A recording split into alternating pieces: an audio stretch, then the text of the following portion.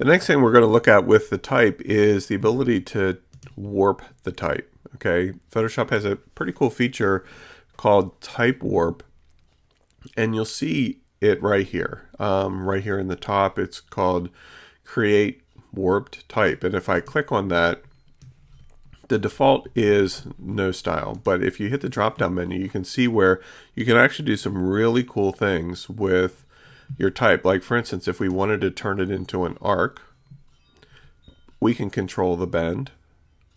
So if you want to create a slight curve to it, we can change how it's being distorted, both vertically and horizontally. So you've probably seen type like with Indiana Jones where it says Indiana Jones in the Temple of Doom.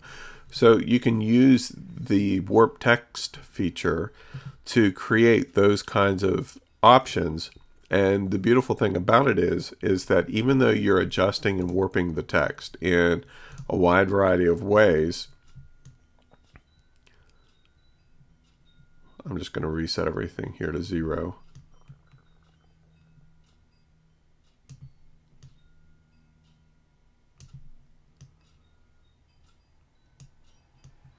Okay, so you can adjust it in a wide variety of ways. But the thing that's important here is that the text remains editable. Okay, so if you create something and you decide, oh, I don't know if I like that, you can go back and change it and edit it. And I think that's extremely important because there's a lot that you can do. I wouldn't go crazy with this, like on every single project, obviously, but there's going to be times where just straight text isn't going to make sense for you. So it's good to know that you have an option like this where you can really do some pretty cool things. And of course, you know, we have this like this. Let's say I want to change the color of the word my. I can just simply pick another color and, you know, fully editable.